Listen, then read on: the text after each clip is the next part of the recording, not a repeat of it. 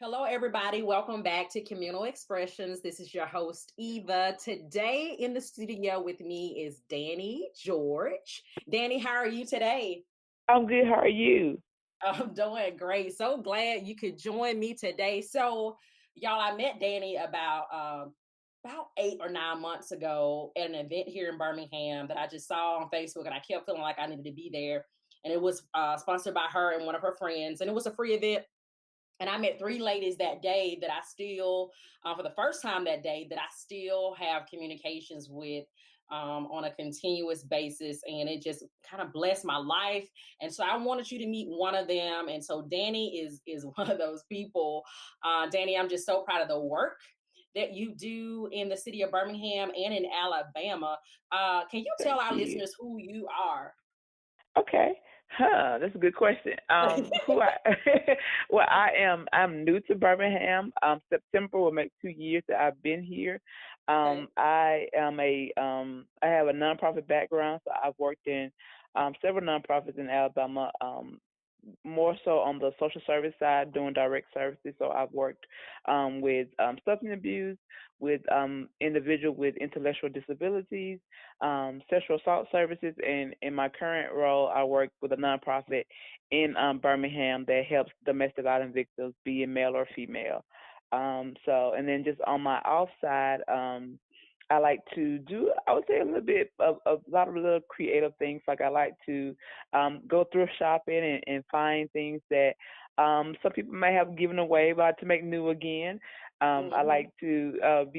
to I like to do event planning. So like planning events for my friends or things that I kind of see or just kind of doing like create just DIY boards for events. And then also, um, just working trying to think what else I do. So just kind of event planning and then also just and just also just doing clothing. And also just a little bit on the side, I also do styling. So a person may come to me and they kind of want a little bit more help with kind of getting their closet together or kind of getting new pieces for events or for the whole wardrobe. And so they had just kind of grown out of my own love of clothing and kind of putting things together and putting pieces together. So other people have kind of seen that and kind of have encouraged me to go to that route. So I do a little bit of everything I Yes, you do. say. Yes, you do. And so, y'all, Danny's going to be helping me with my wardrobe here soon. We've already had our first consultation, so you can look her up as Yeah. Danny G. I know on Facebook. That's also on Instagram, right? Yes, it is. Also on Facebook. Okay, so first thing I want to talk about, you are a blogger. You are a blogger. I've been checking out your blog, and today, Yeah. with everybody going to the podcasting, the voice route, it is Mhm. still good to check out some blogs for those of us who like to read. Most definitely. Most And definitely. I have been talking about at church sometimes about, do the work that is assigned to you, do the work that is Mhm. assigned to you. And you've had a series of blogs to come out called Doing the Work. Doing the work. Mhm. Doing the work. Can you just tell us at a high level, what is that series dedicated to? Okay. Well, when I started my blog, I didn't really know where I wanted to go, and so I kind of went back and forth. So this year, it's really been about I kind of wanted to switch it more with lifestyle. And I was trying to do more like with clothing and styling. I'm like, which I can do, but that costs me to do a lot more planning. And so for my lifestyle, I just try to also delve into pieces that's important to me. So one of the pieces that is important to me in my work, just professionally and has come through personally, is just talking about sexual assault. I think a lot of time when it comes to sexual assault, people don't want to talk about it, or they're okay with having closed conversation, but not as far as talking about it in public. But that's how sexual assault, and that's how a lot of things that's that is negative in the world is allowed to kind of continue and kind of shine in the darkness, is because no one wants to talk about it and bring it out of the darkness. And so my series for I did it for the month of April, because the April is known, and again, just me working in the field, is known as the Sexual Assault Awareness Month. And so most time there's an organization that's sometime near you, or at least in the state, that does monthly events. So that's why I kind of focused on that. Was one, I wanted to kind of interview women that I had worked with, or I know about, who is doing the work in the sexual assault field. So I had women who were working. Like I did it for the whole month. I did it for every Wednesday in the month of April. So I had a person who was a survivor, and also she works now as an advocate, as a volunteer advocate for other sexual assault victims. I have a person who was a SANE, which is a sexual assault nurse examiner. So she's been trained to actually do forensic exams on adults, and she probably can do it for kids. Most times she does do it for adults. And then I had a person who works actually on the state level and works with the coalition against the coalition for all the sexual assault examiners. And then I had a person who she has worked in with two of the sexual assault centers in Alabama. So she worked at the one that was in Tuscaloosa, and then she got promoted. So she works in the one that's in northern Alabama. So she talked about her experiences um, when it came to her working for prevention, and then also now as the victim of direct services. And also, I wanted her intake in how sexual assault looked in the rural area, because a lot of times that's how I got my first start, was working in the rural area. And a lot of times there's backlash in the urban cities, but there's non-existent talking about in the rural area. So getting people to talk about, or how you're able to reach the congregation, or the people who say, oh, it doesn't happen in this small county, or it doesn't happen in this small city. So I wanted to get her take on. So that was my monthly. I feel like my monthly contribution to the Sexual Assault Awareness Month was just getting women of color to talk about the sexual assault and how it affects the community that they see on a daily basis. Wow.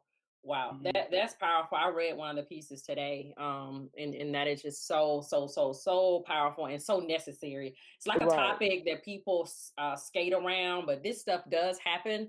And in places where there's less resources, of course, we know black belt, we're from the black belt, right, where yes, there's hmm less resources, things that are wreaking havoc on the community can just kind of skyrocket because the resources may not be there, but they could be there.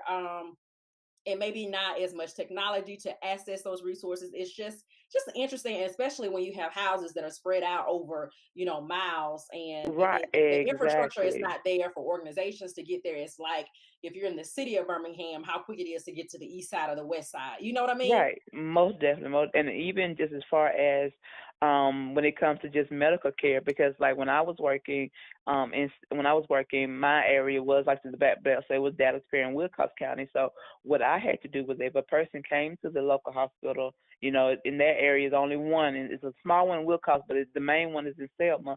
So if they came to the one in Selma, I would be responsible to actually transport them there from Selma to Montgomery to get a forensic exam. So as I was leaving from the position, they were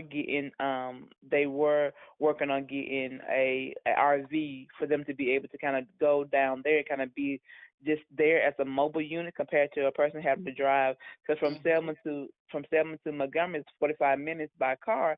And so, like, and then again, if you're in the rural area, you're dealing with transportation barriers. So it's a Yes. lot of things that is, again, you have the basic of what sexual assault is, but then when you have it in the rural area, it just kind of compounds the other barrier that goes along with trying to get efficient care and get what they need to be able to become whole again. Wow, wow. I'm so Mhm. grateful for the work that you have done and that you are doing. But I do want to ask you, like, what led you down this path? I mean, when I think about it, Mm. it is powerful. I know we hear a lot from people, and I know you probably have to consistently check on yourself, from the Right. things that you Mhm. hear to make sure that you're, Right. processing those things. But what led you down this path? Because I know it has to feel like a calling for you. Mm. Most definitely, like honestly, like the for me to be able to, like, again, I think what kind of got me moving into like the sexual side and DB role was, like, I definitely feel like that was definitely God led. Like when I went down, it was about 2012. I had got my grad degree. I was in Montgomery, in the capital city, and I could not find a job. Like, I was working. I had did a part time work with Girl Scouts. I worked like 9 months at a um at a continuing assisted living, but really was a nursing home, like just straight nursing home. So again, this was me with a master's degree, and so it just was not working. So I asked my mom if I can come home to little Marion, and she said yes, of course. So again, just going, and again, if our listener don't know, Marion is one of the when they have like those yearly the top poorest counties in Alabama. Perry County is probably either number one, number two. They either battle with that in Wilcox County. So again, went home and just truly not knowing what I was how I was going to, because I felt like, well, if I couldn't get a master level job in Montgomery, which was the capital city, how was I going to get it in Marion? But again, I also believe that this is all God. Like I began working at a mental health center in Bibb County, and then from there was able, because of my experience at working at a mental health center, I was able to get in at the local mental health center in Selma. So that's how I started my career as a substance abuse counselor. And from there, my friend, she was working at a local shelter in Montgomery. And she said, Danielle, and she had sent it to one of my emails, and I didn't get it. And she's like, did you get this job open? And I was like, no. And it had been, from what I learned afterwards, it had been open 3 or 4 months. And she's like, was in your area, and it's for Dazzle Perry, Wilcox County, and it's for a sexual assault case manager.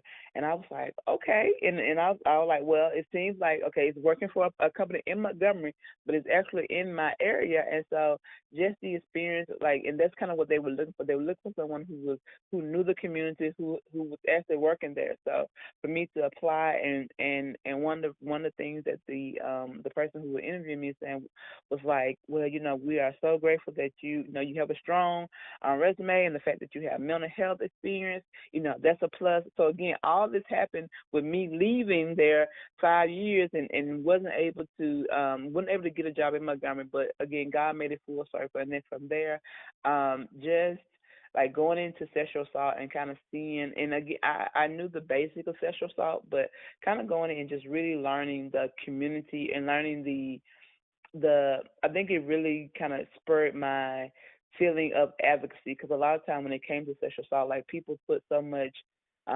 emphasis on either telling a person to kind of forget about it, or not being supportive, or honestly like turning the back on the person and not believing them. And so that just kind of spurred my further interest in making sure that a person feels believed, and a person feels make sure they feel that they have someone in their corner, because a lot of times there's a lot of people in this world, but a lot of times people don't feel like they are connected to people, and they don't feel like they have someone who's truly is not judgmental, or not um or not in their corner. So like I think with that really spurred my way to just know that even though if I ever got out of the field of sexual assault, it was still gonna be something that was gonna be near and dear to me, because I think there's so many people who go through this on a daily basis, and they don't get the help they need, or they don't get the support that they need. And like the least I can do is make sure that they feel in that moment of really being completely vulnerable and completely bare, that I can provide the emotional support to let them know that they're not alone.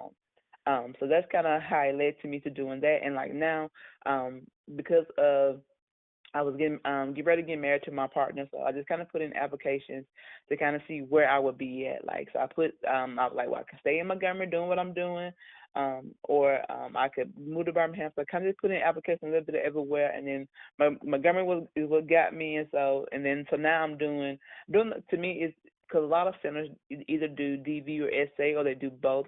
So I feel like it's two sides of the same coin. So now that I have moved away from doing sexual violence as a career, but I still say that I work on it on my personal side. But then now I work with domestic violence victims, which again is still about empowering the victim. Mostly women. It does happen to men, but mostly women. And again, being able to kind of bridge the support and making sure that I kind of because going through the system, or navigating the system is hard. It's hard for me as a professional. So just being a person who is going through something very major, something that has been probably part of their lives, can be very overwhelming. So I do my best to just help them navigate that system. So that's again just kind of my whole arch of the last couple of years of my life. So. Wow, wow, wow, wow, wow. You've done a lot. And um, I definitely feel, I'm sitting here trying to figure out what podcast will I put this on, my community podcast or my spiritual principles podcast, but I think it's Right, fitting for both because these issues can get in certain domains can just get swept under the rug, especially in the church right, and right, exactly. especially in low income communities or communities that don't have an infrastructure to get the type of resources there that a typical city or a hub would get. So Right.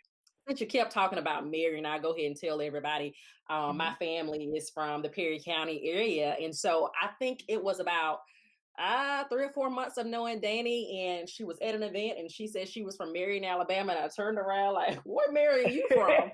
and so and so when I realized she was from Marion, all of my senses went up like, girl, how I didn't know you from Marion. And turns out everybody, like she grew up in the church, or her mom still attends the church that my mom grew up in. Mhm. Lula, and as well as my grandmother, who's is deceased, went to that church as well, and my uncles and aunts. So it is just like when I made that connection, because I always was like, this girl is cool, like it's something special about her. But when she said she was from Marion, Alabama, I was like, oh my god. So that just and then just the connection to the church, it just was kind of Mhm. like, oh, okay, yeah, she really is, she's solid, Right. like. She about that life. She all right. Yeah, see about that life. And so, I'm just great to have met you, Dani. Me too. Me I'm too. great to have met you. If there's a woman that's listening right now, or man, that heard Mhm. you say something regards DV, domestic violence, or sexual assault, SA, I think you called it SV or SA, Yeah. what Mhm, would mhm. you Yeah, I do. tell them to do? What would you tell them to do? Um, if they are looking, I would say they could if they're looking for someone, if they're looking for help, or as far as if there's something current and they want to be able to navigate the system, they can always call our office, and can I say where I work, what I work at? Yes, go right ahead. Okay.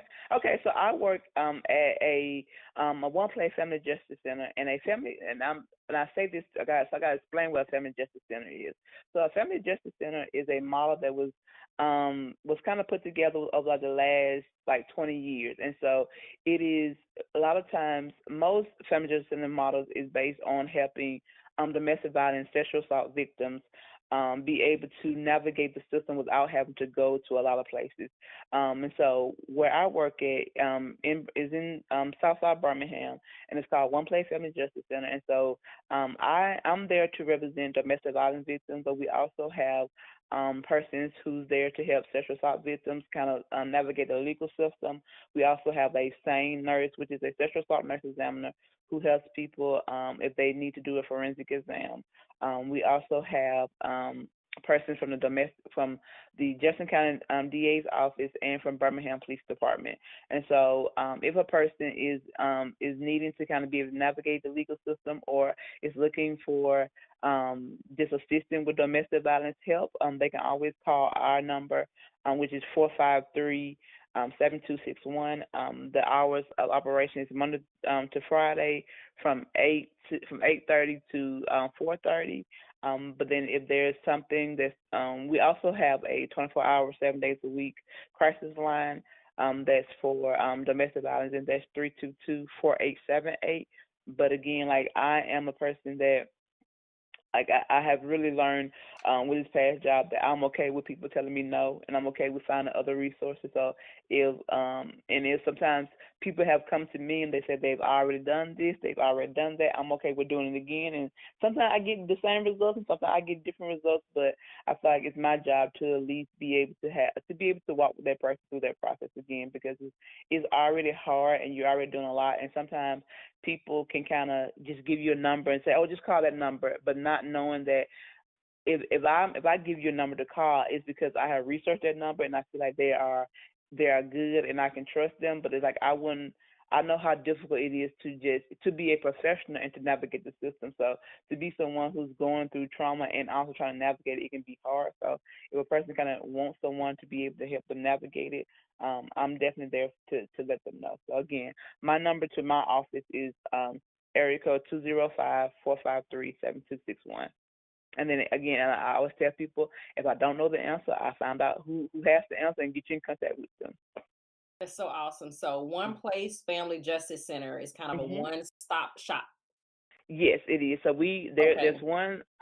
one in, so we have one in Birmingham, and then Mhm. there's one in Montgomery, and then there's one in Mhm. Florence.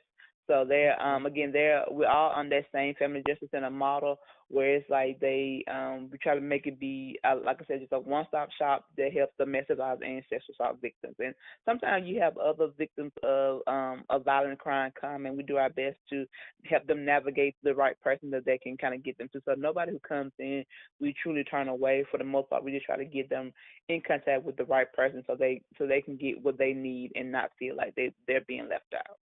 That's so awesome. That's so awesome. And so, Dan, I'm going to ask you this question because I know Okay. that currently you kind of express yourself as being, domestic violence victim advocate. Mhm. But what do you feel like your overall purpose in life is? Mm. Because you kind of express it in different ways. Right. I feel, you know, and that's something I have been asking myself over I would say the 3 or 4 years. But I think, for me, if anything, I feel like one of my purposes is not if a person wants to not go through life alone. I feel like one of my purposes is to help them not be able to do that. Like if they truly, because sometimes things are hard, or you don't have someone to be able to go through life with, and it seems difficult. And sometimes I feel like I can just be your book bag. Like I can, if you just need me to hold it for a little while until you be able to, you need to get it out. Like I can be your book bag. So I feel like that's like I can, like sometimes, and sometimes, and like you said earlier, like it does get hard sometimes, and I do have to kind of like step away or be able to kind of talk to someone to be like, yeah, today was a little rough. Today was a little Mm, hard. But I think sometimes, but I also feel like, if not saying that I'm the only one to know how to do it, but I also feel like there's if like it gets hard, and it's hard for a person. And so it's like there are not a lot of people who can understand that, like, yeah, there a person is being really angry, a person could be really nasty. And then some people who work in the social service field, they throw it back at the person. But for me, I try to look at the person and be like, if I'm going through this and five people have told me no, and you're the sixth person, like, yeah, they're probably gonna come to me, and they're probably gonna be a little bit nasty, because that that's kind of natural reaction to things. So I do my best to just try to give people the benefit of doubt, and just give people grace and mercy. So like I say, I would say maybe one of my purposes is just to be a book bag for someone, just to be their holding space, to be able to kind of hold them at the moment, and just mm, provide a safe space for them, and let them know that at this time, like, I don't know what's else out in this world, but I can be a safe space for you at this moment, for these 30 minutes that we're going to be together, or this 45 minutes that we can be together.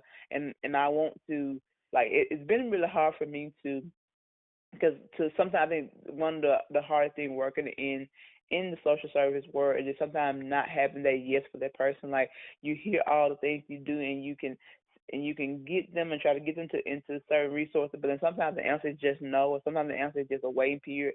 And then, but when you have heard their story, like, I just want to be able to make it better. And so sometimes, like, so my learning curve has just really been to, sometimes it may just be enough for the person, me just staying with them in that valley. Like, I can't help you get out of it right now, but I can stand with you and let you know that you're not alone in this valley. So I would say that that's kind of has I'm learning it for, maybe it's my purpose, but it's just to sometimes just to be with that person, just to and be able to provide them with the resources that I know how, and make sure that they're getting the right information, and if they're not, how can we get it to them?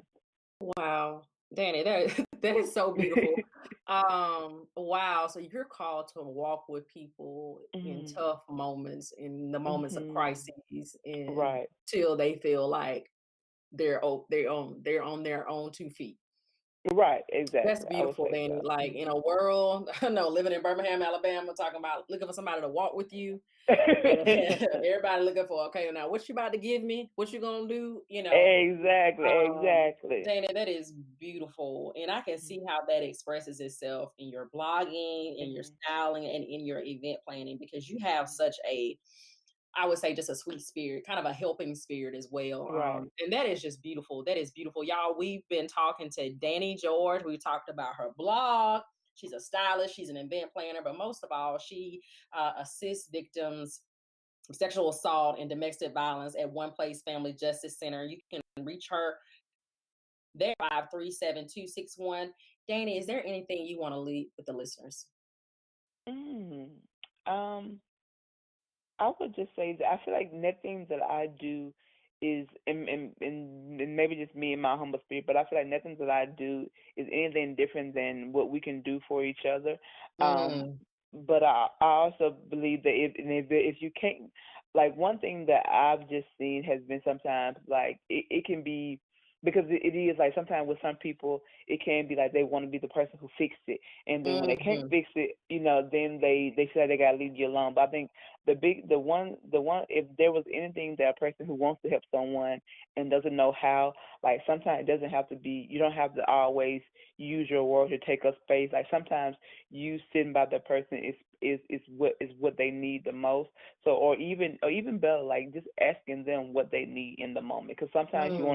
you want to go fix things, and you want to like, let me go get you some food, like, or just ask them like, hey, what can I do? Because You we're in might the not we're be in the hungry. we're in the yeah, exactly. You might not be hungry, like come on, get you something to eat. Because again, now my food like it may be food, but some people like at the moment when they're stressed, they may not want any food. So I think sometimes it's just beneficial to be like, what can I do? Like, and I think, and Mm. sometimes, and maybe that takes a little bit more courage, or that takes, you as to being a little bit more vulnerable to that person. But I think that's the most benefit, is just to ask them what they need, and then if when whatever it is, be well. But and when you ask that question, also be willing to be okay with the answer, because what they need may be, I need for you to leave me alone for like 30 minutes, and then I need to not talk for a whole hour, and you need to be okay for them to be okay in their silence, and you be okay with them in their silence. So Wow. Wow. Well, Dani, I thank you so much. Thank you so much for thank coming to you, thank share who you. you are. We've got some jewels in Birmingham, everybody, and I don't want y'all to miss them in this world of social media and events every time you turn around. But make sure the events that you go to are transformational, are transformational. And that's what I felt about the event that I went to. And I met Dani, I met Renee, and I met Christine all at this one event. And hey, I met some friends I feel like I'm gonna have for life wherever they move. I feel Agree, like I'm gonna have agreed. them for life. So Dani, you know what? I appreciate you.